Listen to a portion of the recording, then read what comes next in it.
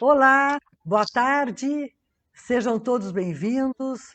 Eu sou Suzana Velhinho, vice-presidente de comunicação da Associação Comercial de Porto Alegre e vou conduzir esse nosso bate-papo. As incertezas geradas pela pandemia têm causado, interferido muito na nossa saúde física e emocional.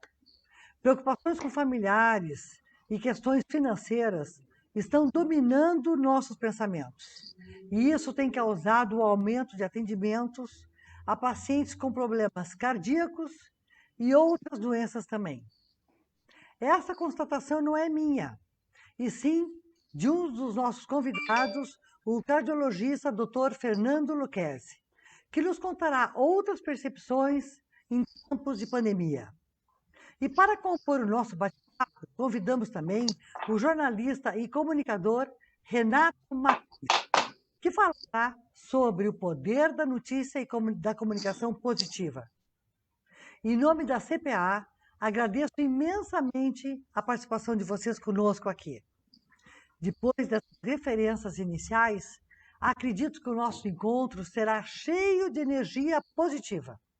E para isso pergunto: como manter a positividade em meio a tantas informações desanimadoras? Doutor Lucchesi, começamos com o senhor. Suzana, é um prazer estar contigo nessa nossa reunião online. Obrigada.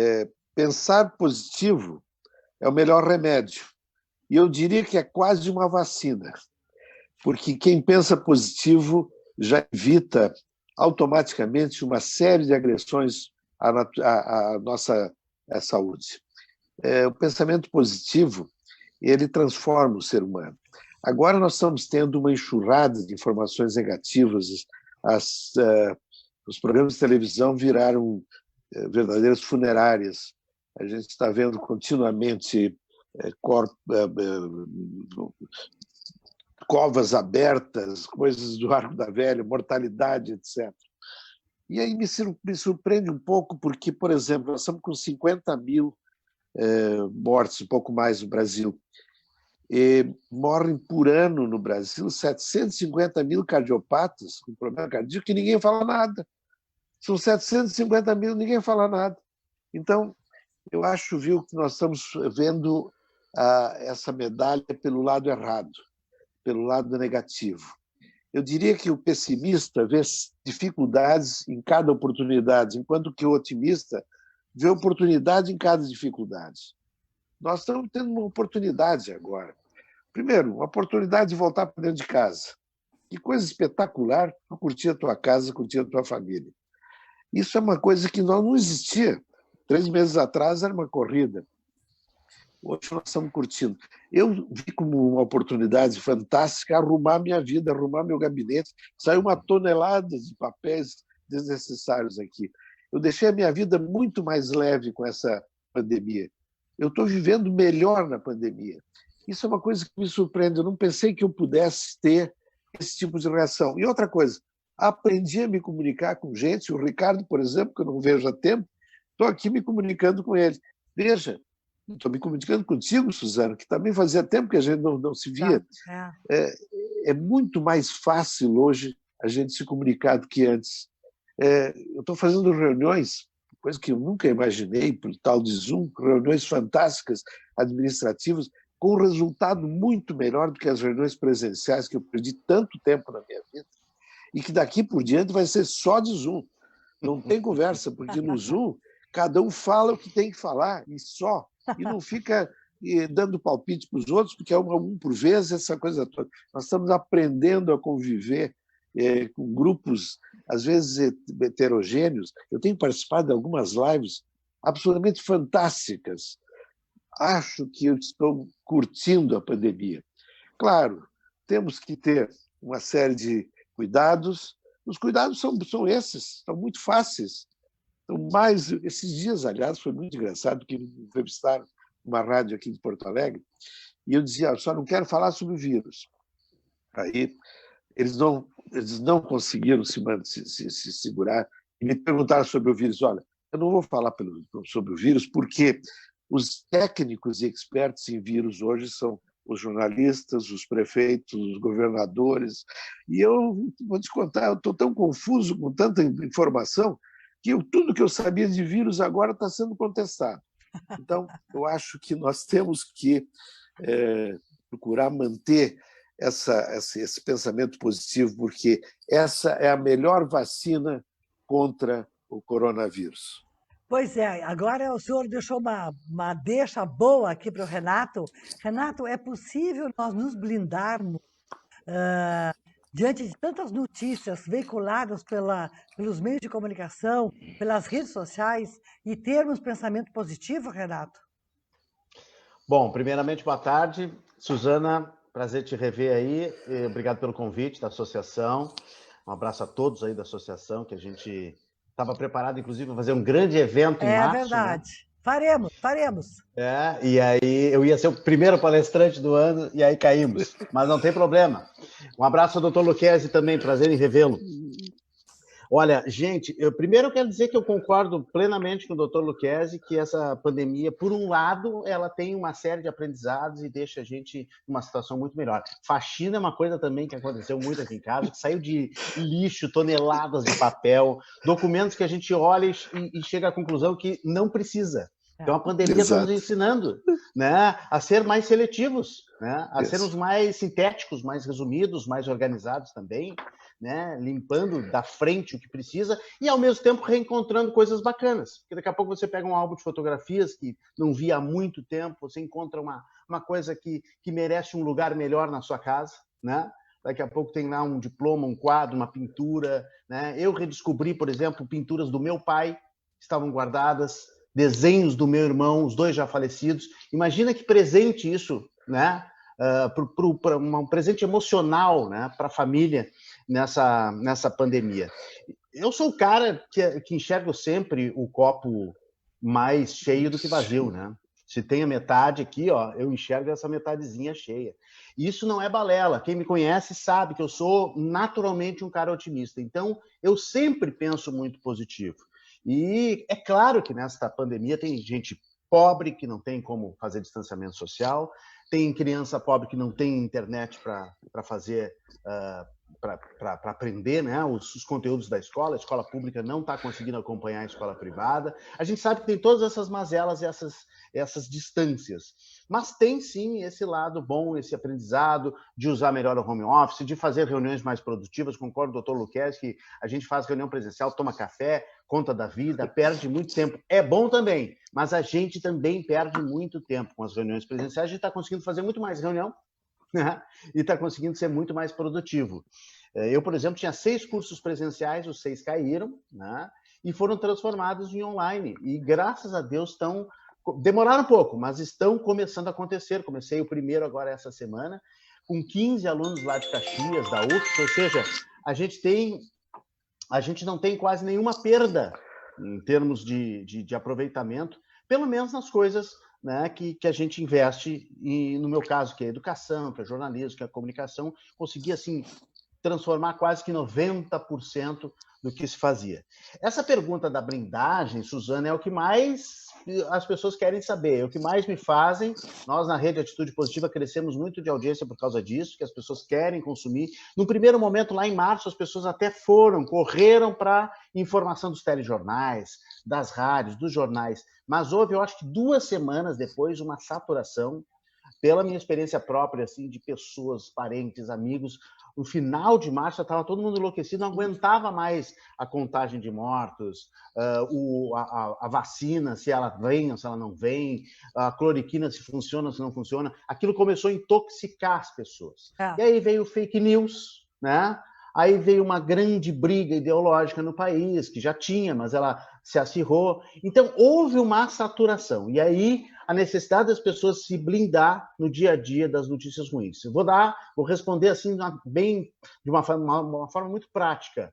Reduza o seu contato com a mídia durante o dia. Escolha momentos e lugares para você consumir informação. Não deixe de consumir informação. Não deixe de se informar. Não se aliene. Mas escolha, se você gosta de ouvir notícia mais de manhã, na hora do café, Tem gente que não gosta porque vai ouvir notícia ruim no seu café, vai estragar o café. Então, tome o café com calma, né? Fazendo uma palavras cruzadas, lendo um livro, e depois, ou conversando, de preferência com alguém na sua casa, e depois, quem sabe, ali no meio da manhã, vá consumir um momento de informação. Passe o dia fazendo outras coisas, as suas leituras, as suas escritas, as suas conversas, as suas lives, o seu trabalho, as suas habilidades, tricô, música, violão, piano, qualquer outra coisa que ajude a mente a ficar mais equilibrada, né? E à noite, quem sabe, escolha, vejam bem, um telejornal. Não caiam na febre de assistir todos os telejornais para saber se a Globo está dando tal coisa, a Bandeirantes está dando não sei o quê, o SBT, a Record. Isso é coisa para jornalista. Jornalista é que é neurótico, assim, que gosta de fazer comparações. Então, a pessoa que quer manter a sanidade, né? Acho que o doutor Luquezzi vai concordar comigo, ele já está fazendo sinal com a cabeça, veja um telejornal. Não gostou da Globo? Semana que vem pega a Bandeirantes. Não gostou da Bandeirantes, não gostou da linha editorial? Vai para o SBT, vai para a Record, vá mudando. O espectador tem esse poder de escolha, mas organize isso dentro do seu dia, dando ar, dando espaços para a sua própria mente.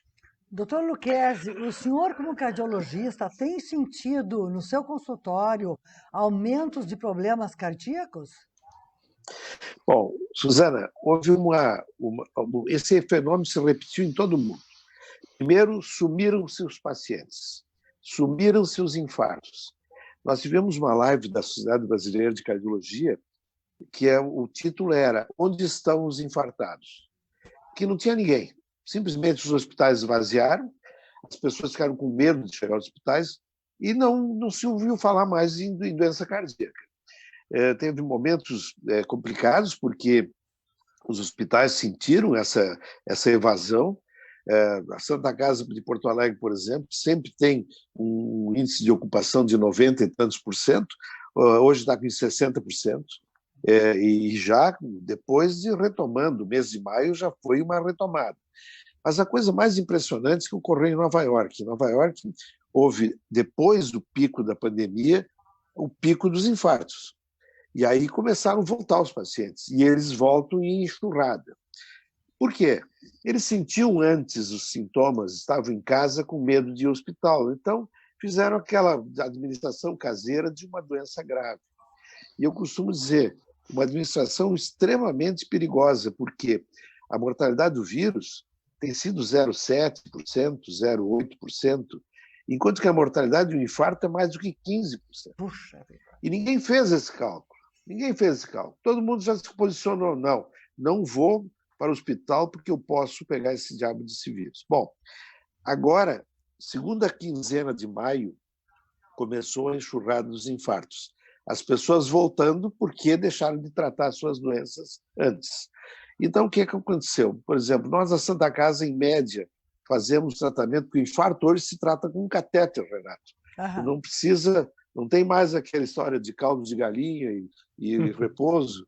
Quer dizer, quanto mais cedo se colocar um catéter na coronária e abrir, melhor é. Isso se chama angioplastia primária. Bom, nós fazíamos, em média, 12, 14 angioplastias primárias por mês. Em maio, nós fizemos 28. Ou 29, por aí, 28 ou 29, não me lembro bem o dano, mas é esse o número. Bom, em junho continua a enxurrada de infartos. O que está acontecendo? Realmente, pessoas descuidaram de sua doença prévia. A sua doença prévia era mais perigosa e era mais importante do que o vírus chegando, mas o vírus assustou mais. E a mídia teve um papel formidável nisso. A mídia assustou os pacientes de uma forma fantástica.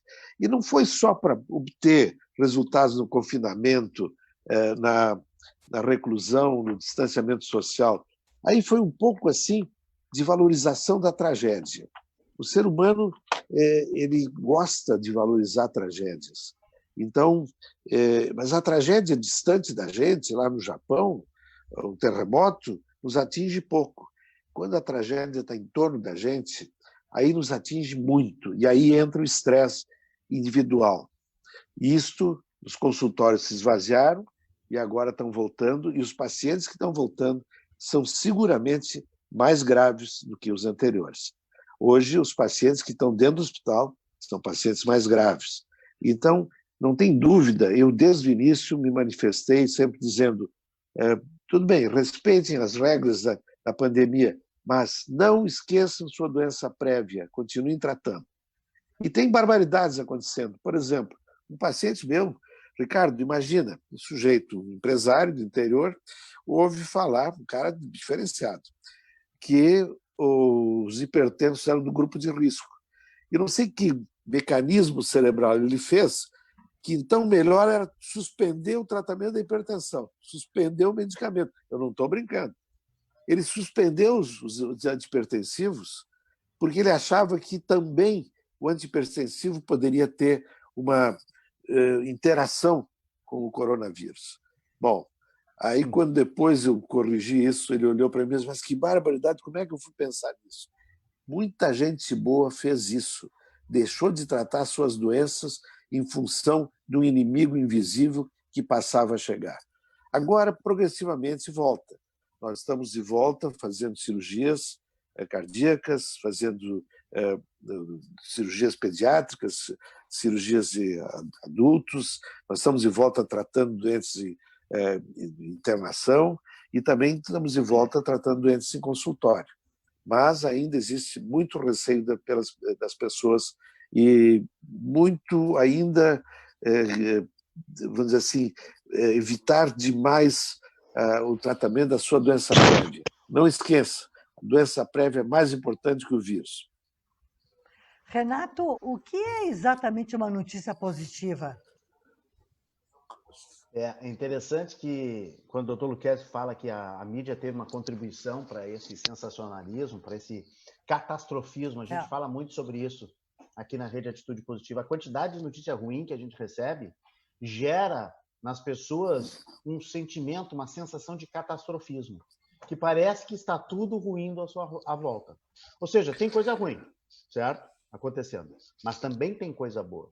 E o trabalho que a gente tenta fazer, há 2 anos trabalhando, na verdade desde 2012, já com essa filosofia de construir uma pauta mais positiva, e existe uma vertente, graças a Deus, no jornalismo que trabalha muito mais a solução do que o problema, porque hoje o que é difícil, né, é discutir, entrevistar, fazer reportagens que apontem soluções. Porque para o jornalista é muito cômodo hoje apontar problema. O trânsito na rua é terrível, o pessoal não coloca o lixo na lixeira, o prefeito X, o prefeito Y, o INSS está com um rombo. Bom, é como se diz no ditado, chutar cachorro morto. Isso dá audiência, ou fazer discurso, né? Falar contra os políticos e falar contra quem é fácil falar mal, porque tem problema de monte. O mais difícil, não estou dizendo que é impossível, mas o mais nobre seria tu fazer um jornalismo de soluções, que te apontem soluções para a sociedade. Ok? Problemas a gente sabe que existem, mas quais são as soluções?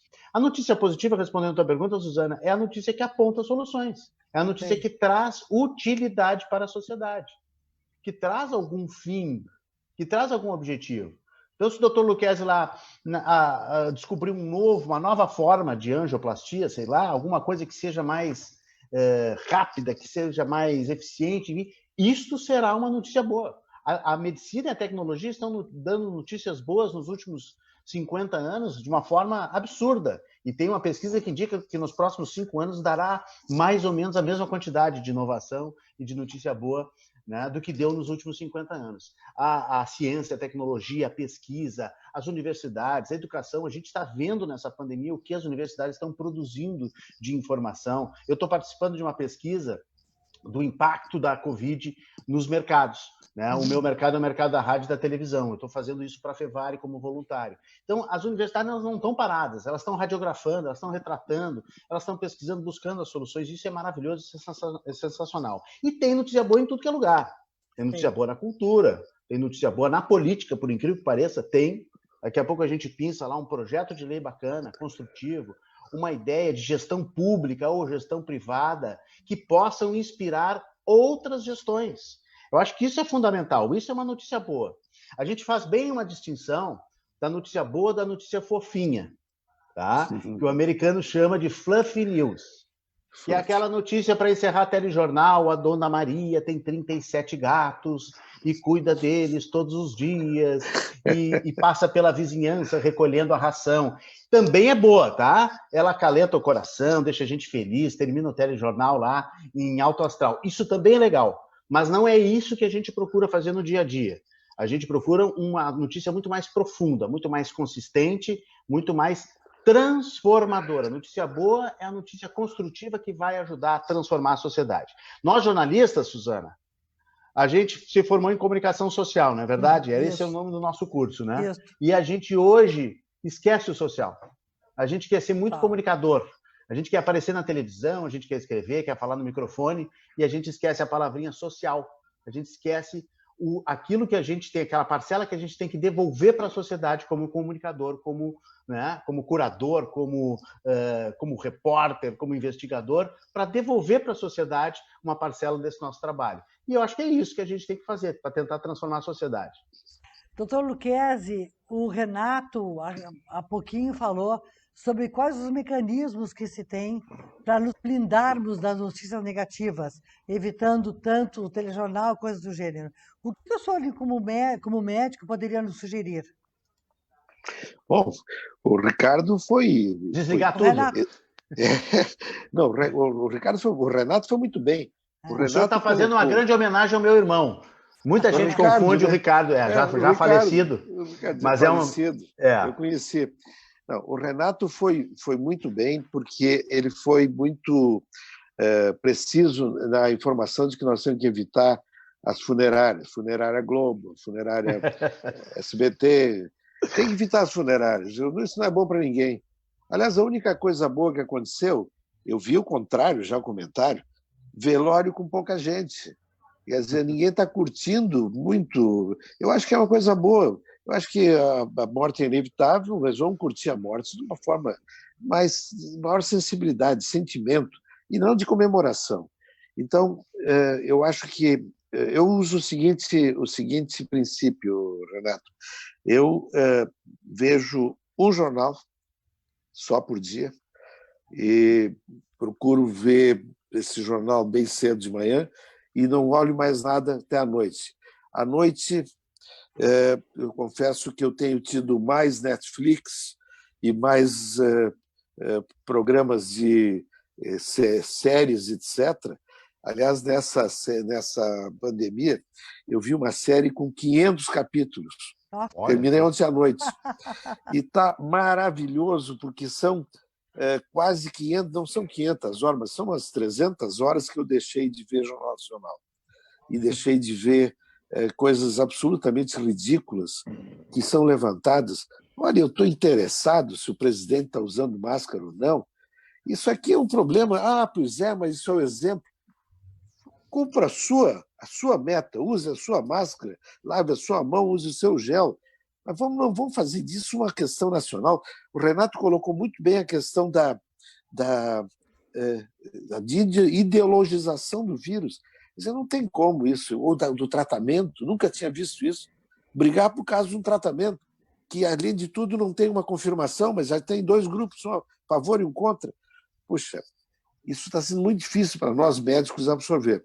Eu posso te garantir, a postura dos médicos está sendo adequada, mas é uma postura de muita irritação com essa história da mídia, está sendo massacrando, vamos dizer assim, as notícias negativas e fazendo esse catastrofismo que o Renato falou.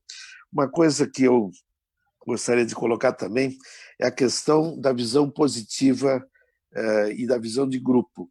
Eu trabalho em grupo, eu sou cirurgião cardíaco, cardiologista, então eu trabalho em grupo. Então, uma das coisas que nós aprendemos muito nessa pandemia foi conviver mais o grupo. O grupo realmente está muito próximo e procurar resolver os problemas juntos. Uma das coisas que é uma frase antiga, né? Que o talento vence jogos, mas a equipe vence campeonatos. E realmente eu acho que trabalhar em equipe para o médico está sendo muito mais confortante hoje, porque um apoia o outro. Nós estamos trabalhando sobre risco, todos nós. Eu vou ao hospital diariamente, vou ao consultório diariamente, nós estamos sob risco. Então, parece que a gente está juntos, todos juntos, tentando vencer da mesma forma, porque acontece assim, eu tenho um princípio na vida, Renato, aquela frase, se tu queres ir depressa, vai sozinho, se tu queres ir longe, vai acompanhado. E eu acho que a gente tem que ir longe, não precisa ir depressa. Então, isso é uma mensagem que eu tenho deixado com o meu pessoal. Eu tenho 60 médicos que trabalham comigo na área de adultos, na Santa Casa, e 40 na área pediátrica. São perto de 100 médicos. E eles precisam ter essa visão otimista e positiva. Isso vai passar.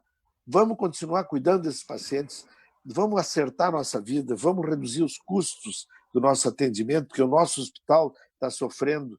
Vamos trabalhar para que, na volta, nós sejamos muito mais fortes. Esse é o grande segredo.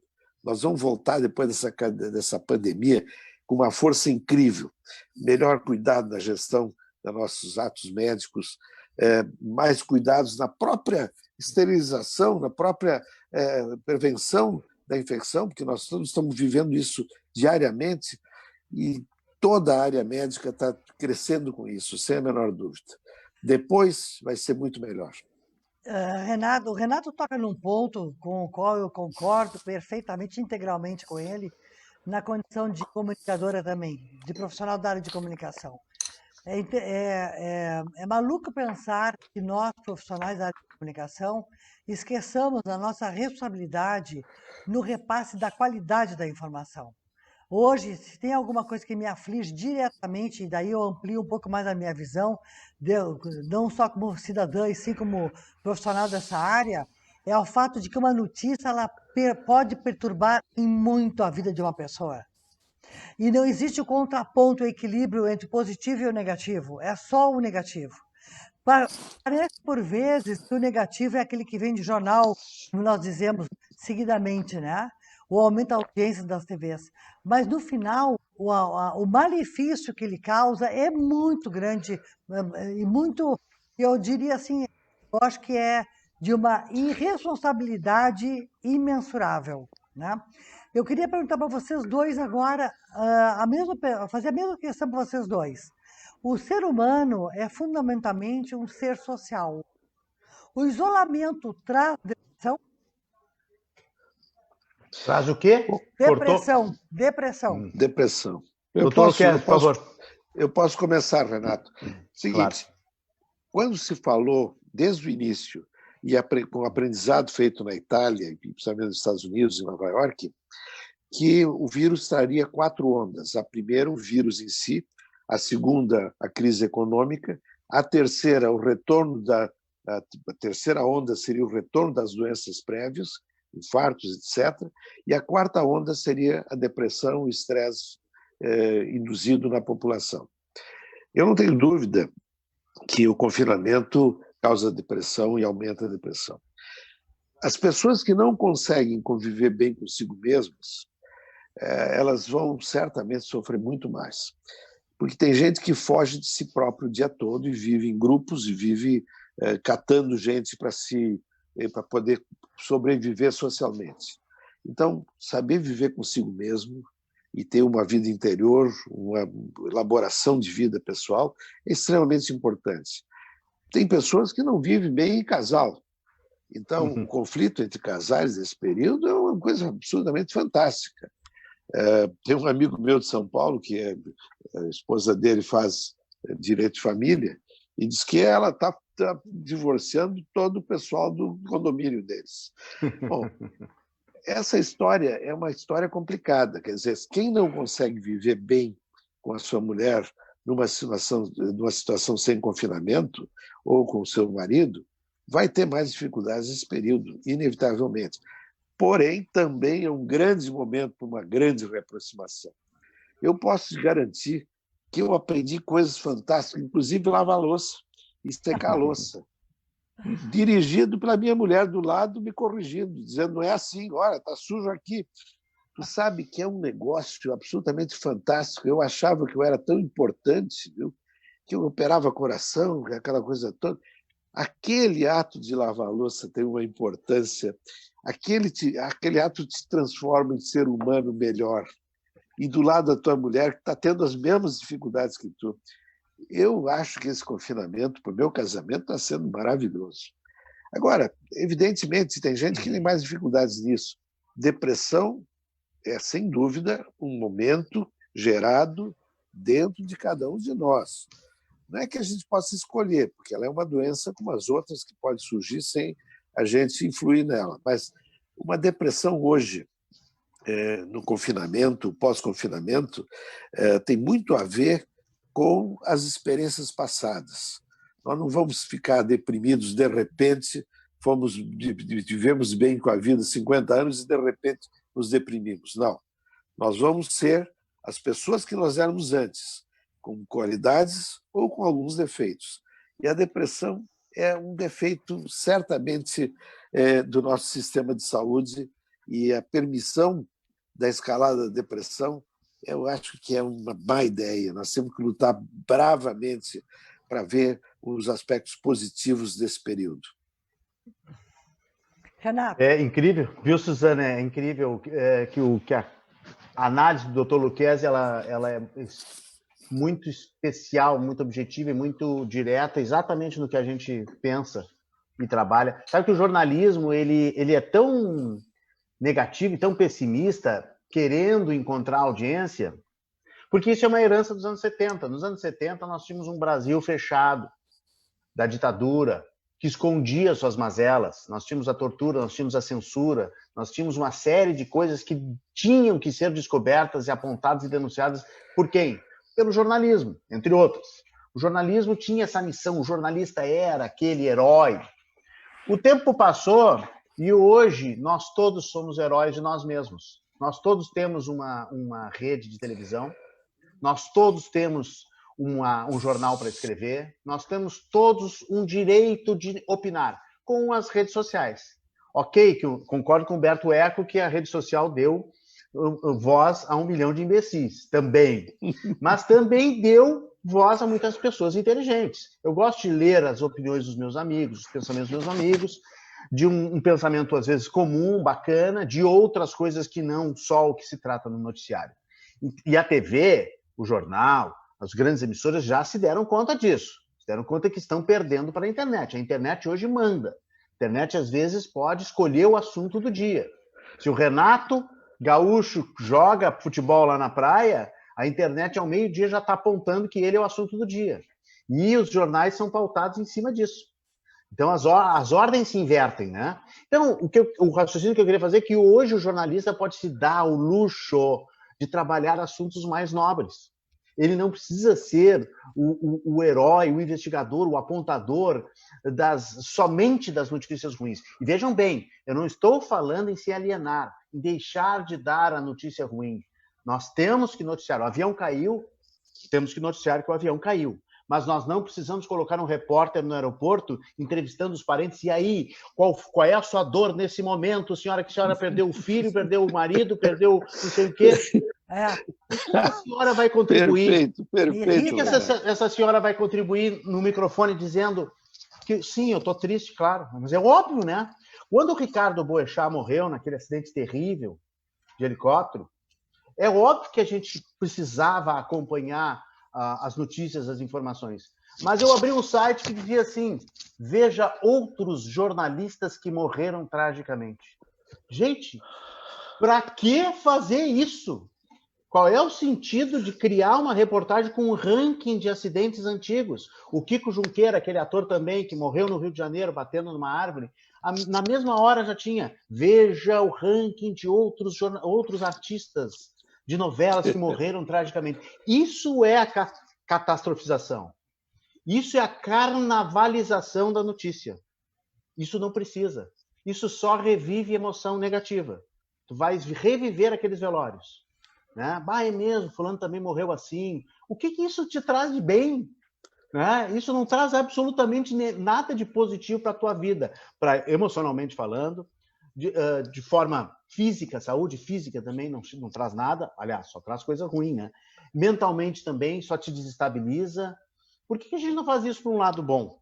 Né? Por que a gente não dá uma grande notícia sobre algo legal e inspira outras pessoas a fazer coisas parecidas? Nessa pandemia agora, essa onda de solidariedade que eu espero que fique, Eu espero que fique, espero sinceramente que fique alguma coisa, espero que as pessoas não voltem ao normal depois da pandemia. O novo normal. Voltem, o novo normal pode ser o velho normal, né? Claro. As pessoas voltam a ser egoístas, a pensar só em si, esquecem as pessoas que estão morando na rua e tudo mais. Agora está assim um show de solidariedade. Eu espero que isso contagie, eu espero que isso, né, mais do que o vírus, isso se alastre e contamine as outras pessoas e a gente continue. Assim como a gente aprendeu a fazer reunião remota, aprendeu a limpar a casa, fazer faxina, que essas coisas boas também elas continuem. Então, mas só para fechar o pensamento, não é só notícia ruim. A notícia ruim ela pode ser dada, mas pode ter um equilíbrio. A melhor coisa da vida é o equilíbrio, né? Entre 8 e 80 tem o 40, tem o 41, tem o 38, tem o 39, tem várias posições para a gente se colocar na vida. E mais uma coisinha, Suzana e Dr. Lucchesi, e amigos que estão nos assistindo. Até a notícia boa tem um lado ruim. Se eu faço uma reportagem sobre uma onda de assaltos de celulares, as pessoas estão roubando, sendo assaltadas celulares nas paradas de ônibus, eu posso, já fiz isso, tá? Quando eu era chefe de redação, já fiz isso, eu propus isso, vamos fazer uma reportagem que ajude as pessoas a se blindar desses assaltos. Melhores horários para ir para a parada de ônibus, evitar os horários de assaltos, as regiões da cidade que estão sendo mais assaltadas. Isso é serviço, isso é utilidade. Isso é o lado bom da notícia ruim. Essa nossa live se propõe a ser interativa. E nós estamos recebendo várias perguntas aqui. E eu vou fazer a primeira a vocês, então, que é do senhor Paulo Meurer. Com o medo do Covid, como manter a moral da equipe em alta nos hospitais, nas empresas privadas e nas públicas? É uma coisa complicada, né? Mas eu acho, viu, o Renato colocou um tema que me parece muito importante: solidariedade. Até uma equipe, principalmente para mobilizar uma equipe hoje, a solidariedade pode ser um grande mecanismo, né? Eu vejo pessoas, por exemplo, que chegam à Santa Casa agora. Esses dias chegou lá na Casa Madriana, que é uma casa de apoio que nós temos, que recebe pacientes do Brasil todo, que vão se tratar na Santa Casa e ficam morando lá, né? 26 estados do país. E chegou um sujeito trazendo essas cestas básicas coletadas no seu ambiente de trabalho. Ele mobilizou toda a equipe de trabalho em função de cestas básicas, de aquisição de cestas básicas. E ele me disse uma coisa interessantíssima: eles estão todos trabalhando com mais afinco e todos estão mais satisfeitos de estarem trabalhando. Ou seja, a solidariedade eu acho um grande mecanismo de superação dessa depressão coletiva, desse pessimismo coletivo. Vamos nos dedicar a ajudar quem não tem condições hoje. Aliás, a solidariedade já é muito conhecida e muito estudada há muito tempo. Vou dar um exemplo. Nos Estados Unidos, naquele triângulo da Carolina do Norte, Duke University, University of North Carolina, etc., os clubes de serviço são muito fortes. Rotary, Lions, Clivanes. E foi feito um estudo muito interessante. Esses clubes têm todos mais de 100 anos e têm recordes de tudo, têm memória de tudo. E eles fizeram um estudo interessante. Eles pegaram a participação dos indivíduos lá de 50, 60 anos atrás, os que se envolviam nas atividades solidárias do clube e os que iam lá jantar e almoçar. Então, separaram bem os envolvidos socialmente e solidários dos outros. Surpresa! Os solidários viveram, em média, 7 anos mais do que os demais. Então, solidariedade acalma a alma e aumenta a longevidade. Isso é um dado extremamente importante. Esse estudo já foi feito em outras sociedades e está muito claro isso. A solidariedade prolonga a vida, porque ela realmente pacifica o ambiente, motiva, e essa motivação de grupo passa a ser realmente o grande mote de um momento difícil como o de hoje. Renato. Oi. Tua resposta a essa pergunta do Paulo Meurer. Não, deixa eu falar que também existe um mito, né, de que a notícia, como a gente estava falando, que a notícia ruim ela tem mais audiência, né? Isso também é uma meia-verdade. Eu já medi, por exemplo, audiências de notícias ruins e de notícias boas. E tem algumas notícias boas que elas pontuam quase a mesma coisa ou mais do que uma notícia ruim, né? Então, isso é muito relativo, é muito relativo. E eu acho que a blindagem, no caso dos profissionais de saúde, eu acho que é muito importante, mais importante ainda que a dica que eu dei na primeira resposta, de se blindar desse noticiário ruim. Eu acho que um sujeito que trabalha o dia inteiro num hospital, que faz um plantão e que chega em casa e vai ver o telejornal, bom, aí assim, ó, é a terra arrasada, é a pedra que falta para tornar o dia dele terrivelmente ruim. Então, eu acho que ele tem que priorizar para encontrar a família, priorizar para encontrar as pessoas que ele gosta, nem que seja numa live. Os profissionais de saúde, infelizmente, não podem entrar muito em contato físico com as pessoas, isso é terrível, isso é uma grande injustiça, né, que esse mundo está nos dando, mas é óbvio que ele tem que se afastar, né, dos conteúdos. Eu acho que hoje o jornalista pode ajudar bastante, não sendo tanto aquele investigador, mas sendo mais o curador. Nosso trabalho hoje de jornalista é o curador para separar o joio do trigo. Para separar a notícia verdadeira da falsa, para separar a notícia boa da ruim, para transmitir, né, conteúdos mais nobres e atingir o mesmo nível de audiência. Essa história da audiência ela é tão engraçada, ela é tão ridícula, vamos dizer assim, porque chega a ser ingênua, infantil. Eu preciso ser sensacionalista para conseguir atingir determinados pontos de audiência. Claro que existe uma coisa tática do ser humano, o Dr. Lucchesi sabe muito mais disso do que eu, né? Entende que o ser humano busca a tragédia, mas o ser humano também nunca foi ensinado, nunca foi mobilizado para consumir outros conteúdos. E eu acho que aí entra a nossa responsabilidade. Nós estamos em 2020, plena pandemia. Se a gente não mudar um pouco o jogo, olha só, eu não sou utópico de querer mudar todo mundo e toda a sociedade e toda a mídia agora de uma hora para outra. Mas se a gente colocar uma gotinha de sabedoria, uma gotinha de transformação, eu tenho 3 filhos, quem sabe os meus filhos na próxima geração estarão consumindo conteúdos um pouco mais nobres. Porque o conteúdo hoje que as gerações consomem, e aí entra aí o profissional de saúde, respondendo a tua pergunta, o pessoal que está nos hospitais, que está à beira da depressão, que está na angústia. Essas pessoas, elas consomem não só na televisão, e não só no jornal, nem só no rádio. Elas consomem muito aqui, ó, na tela do celular. E a nossa responsabilidade é justamente produzir conteúdos melhores para as telas. A tela do iPad, a tela do telefone, porque isso está na mão das nossas crianças e adolescentes também. É claro que a gente tem, como pais, uma super responsabilidade de limitar o uso e tudo mais, mas está quase impossível de fazer isso hoje em dia, não adianta, né? Ainda mais na pandemia. Os pais adoram dar uma tela para as crianças, aí, um tablet para a criança parar de incomodar. E isso é a pura verdade, infelizmente. Infelizmente, isso acontece. Então, quando isso acontecer, que os conteúdos daquela tela sejam melhores. Porque a gente não tem como controlar isso, gente. Não existe censura de Google, limitação de conteúdos e tal, que essas coisas não funcionam. As crianças e adolescentes driblam isso tranca o celular, não conseguem navegar. Então, que a gente ajude a mídia a produzir conteúdos mais nobres para que essas crianças e esses adolescentes se transformem numa geração melhor, uma geração menos ansiosa, menos angustiada, menos catastrofista, palavrinha meio difícil, mas essa que é a realidade, porque senão elas vão achar que está tudo ruindo à sua volta. Quem sabe a gente consegue construir uma geração melhor que enxergue à sua volta mais coisas boas do que ruins. Eu falei para vocês no início que esse papo, com certeza, seria um papo de muita energia positiva, como está sendo.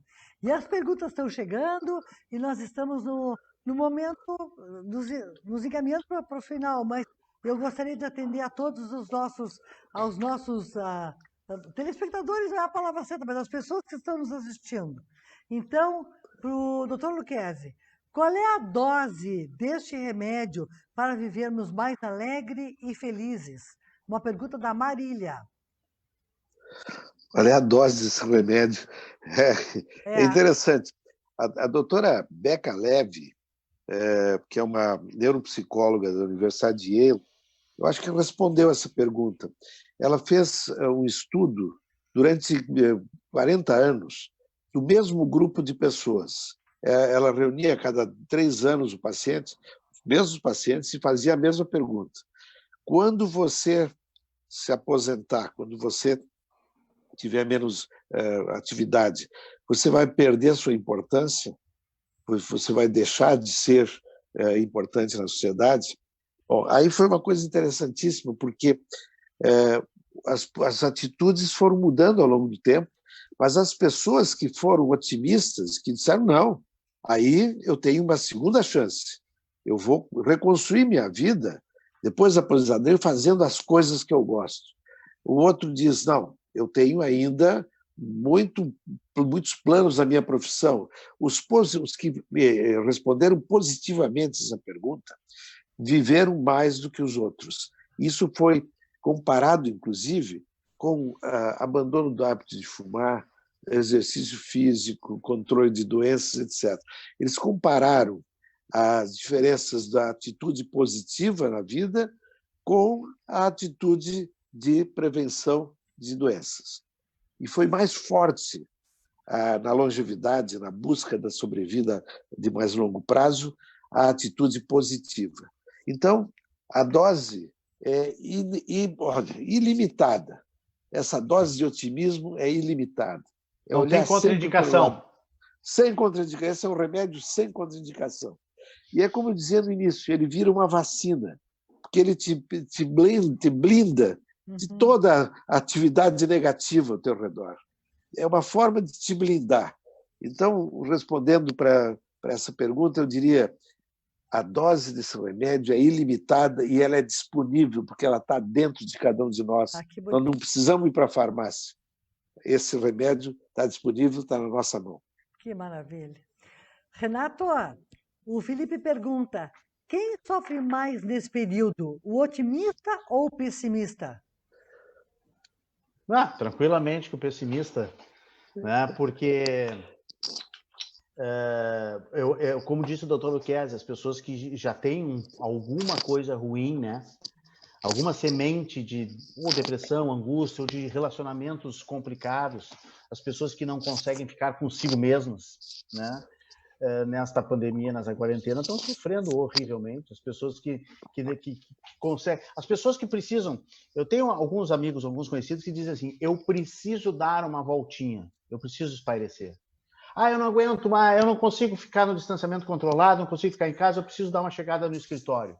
Essas pessoas, no fundo, é uma sublinguagem, elas precisam fugir da sua vida, ou precisam fugir dos outros. É porque não conseguem aguentar o casamento. Os pais, no início dessa quarentena, quase entraram em parafuso, quando descobriram que iam ter que ficar com os filhos dentro de casa. Imagina! O pai, quando larga o filho no colégio, ele tem um alívio, assim, bom, agora a minha tarde está livre para eu fazer o que eu quero. Claro que existe, sim, um movimento natural que a gente tem que entender que é natural, que é normal, isso, não é nenhuma insanidade, você querer deixar o filho na escola e poder cuidar um pouco da sua vida. Mas quando isso se torna um problema, quando isso se torna um vício, é realmente um grande problema. O pessimista aumentou a sua dose de pessimismo, o angustiado aumentou a sua dose de angústia, o depressivo aumentou a sua depressão nessa pandemia, nessa quarentena, porque as coisas elas se realimentam, elas se retroalimentam. E é incrível, né? Eu vou dar o exemplo da minha mãe, por exemplo. Espero que elas não estejam ouvindo, porque ela tem 90 anos e usa Facebook, ela é um azogue. Mas ela, assim, pouco saía antes da pandemia, né? Até porque tem algumas limitações de saúde e tal. Veio a pandemia e disse, mas eu não posso sair, eu não posso dar uma volta contigo na quadra, eu não posso ir no mercadinho, eu não posso ir no Zafari. Não sei se pode fazer merchandising aqui, Suzana. Já foi feito. Então, o Nacional, no Extra, no Rissul, fiz todos, pronto.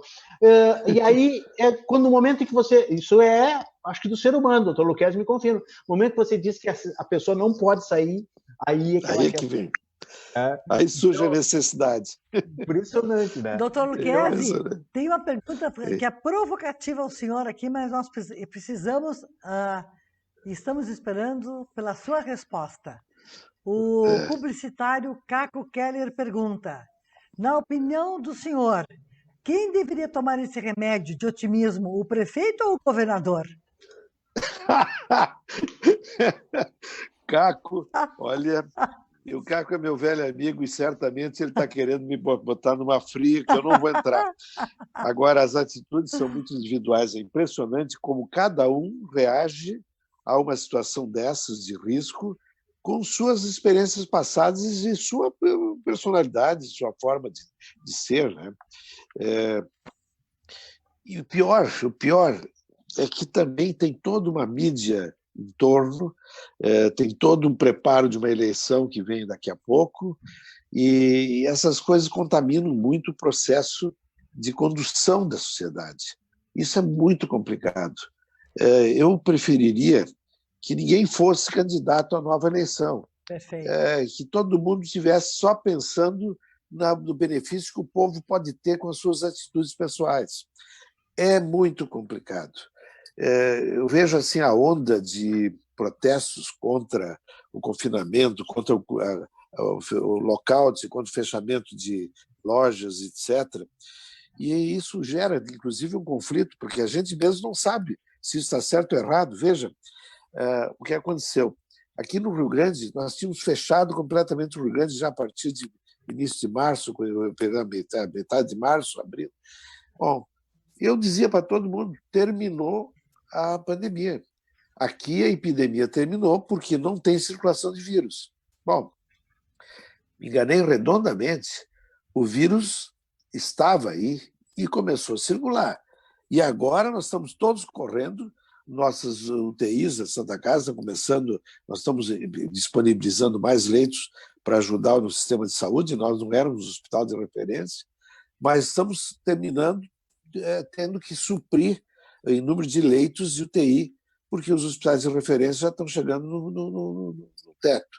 Se diz que não, se faz esse lockout para permitir que se montem, que se construam mais leitos, etc. Isso é parcialmente verdadeiro. Realmente, nem todos fizeram esse tipo de atitude. Eu diria assim, é uma situação muito difícil. E principalmente para eles, Claro. governadores, prefeitos, que não têm o conhecimento da pandemia e que não têm conhecimento médico e que têm que tomar uma atitude, muitas vezes baseada numa atitude lá da Organização Mundial de Saúde, que de repente muda. Uhum. Então, é muito difícil. É um período difícil para todos. Eu acho que não condeno ninguém. Renato, como estimular as pessoas ao nosso redor a serem positivas? Quais os caminhos para isso?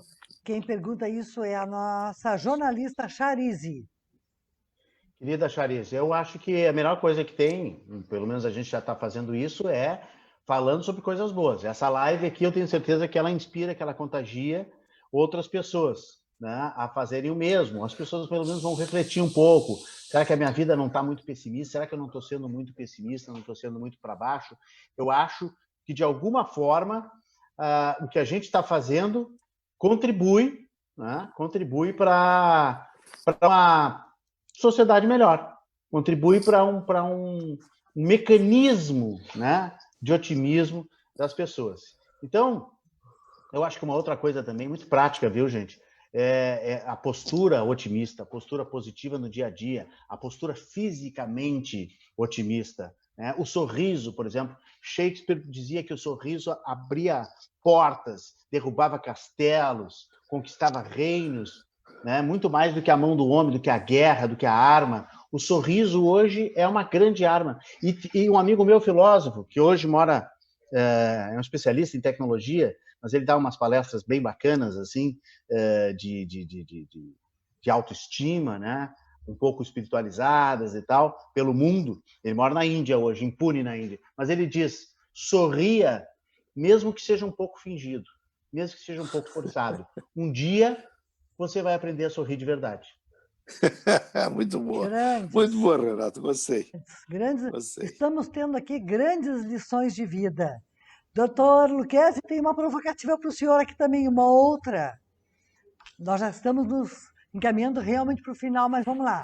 Tem que ser resposta curta. Doutor Luquezzi, com a quarentena, o ócio criativo está aflorando ou lavar louças também faz parte desse ócio? A Fernanda pergunta. Fernanda, está Ah, sendo espetacular. Aprendi a lavar louça, sempre fugi da cozinha. E olha, certamente gastronomia não é a minha praia, não vou conseguir cozinhar. Mas a minha cozinha aqui está em ordem, viu? E aprendi coisas fantásticas.